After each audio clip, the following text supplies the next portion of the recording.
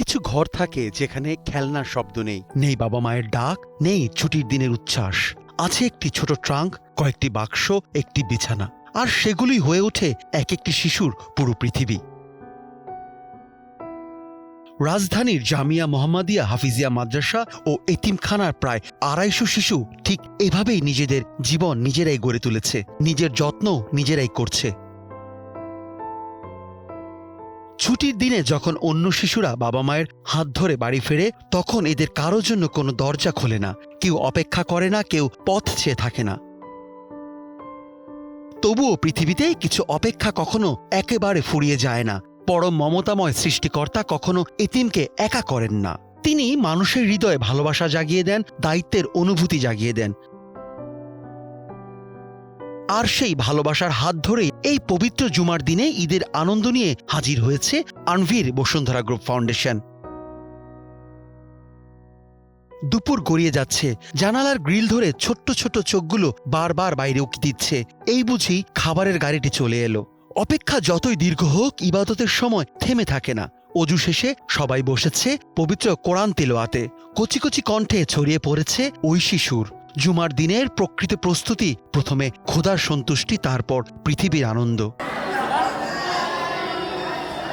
আর ঠিক তখনই ওয়াদা রক্ষা করে সময় মতো পৌঁছে যায় আনভির বসুন্ধরা গ্রুপ ফাউন্ডেশনের খাবারের গাড়ি। তারা শুধু খাবার নয়, সঙ্গে নিয়ে এসেছে ভালোবাসা, সম্মান আর আপন করে নেওয়ার এক অনন্য অনুভূতি। জুমার নামাজ শেষে শিশুরা যখন এতিমখানায় ফিরে আসে, তখন চারদিকে যেন অন্যরকম এক উৎসবের আবহ। সপ্তাহ জুড়ে টিকে থাকার সংগ্রামের পর আজ যেন আল্লাহ তার রহমতের একটি উপহার পাঠিয়েছেন আনভির বসুন্ধরা গ্রুপ ফাউন্ডেশনের হাত ধরে। তবে খাবারের আগে ফুটে ওঠে আরেকটি সুন্দর দৃশ্য।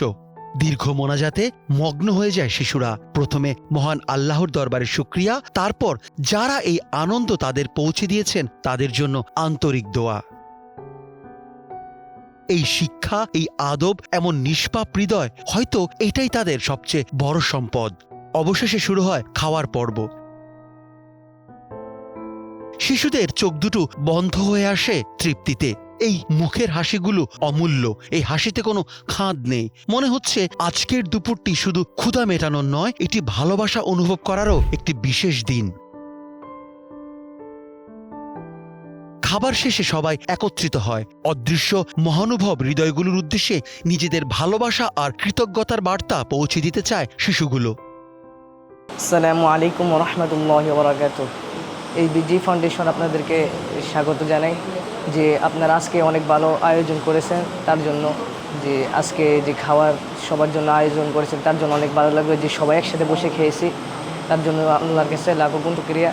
আসসালামু আলাইকুম ওয়া রাহমাতুল্লাহি ওয়া বারাকাতুহু। আজকে এবিজি ফাউন্ডেশনের পক্ষ থেকে যে আয়োজন করা হয়েছে তার জন্য আমরা আজকে অনেক খুশি। তারা আজকে যে খাওয়া দাওয়ার আয়োজন করেছে তা ইনশাআল্লাহ অনেক ভালো হয়েছে এবং সামনে যাতে তারা আরও ভালো করে আয়োজন করতে পারে আমরা সবাই দোয়া করব।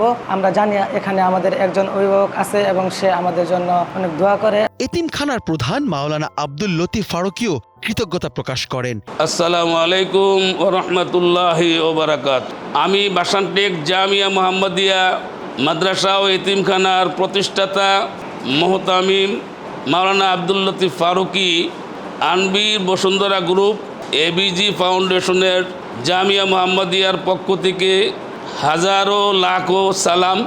নিয়ম করে প্রতি শুক্রবার ১৫০০ অসহায় মানুষ আর ৫০০ এতিম শিশুর পাতে এভাবেই খাবার তুলে দেয় আনভির বসুন্ধরা গ্রুপ ফাউন্ডেশন। এই ধারাবাহিকতায় আজ আরও ৩টি এতিমখানা মাদ্রাসার পাশাপাশি রাজধানী জামিয়া মোহাম্মদিয়া হাফিজিয়া মাদ্রাসাতেও বসেছিল এই স্নেহের আসর। এটি কেবল একটি সামাজিক উদ্যোগ নয়, এটি মানবতার প্রতি এক নীরব দায়বদ্ধতা। কারণ পৃথিবীতে সবচেয়ে সুন্দর উপহার হয়তো দামি কিছু নয়, সবচেয়ে সুন্দর উপহার হলো একজন এতিম শিশুকে জানিয়ে দেওয়া যে সে একা নয়, কেউ একজন তাদের মনে রেখেছে।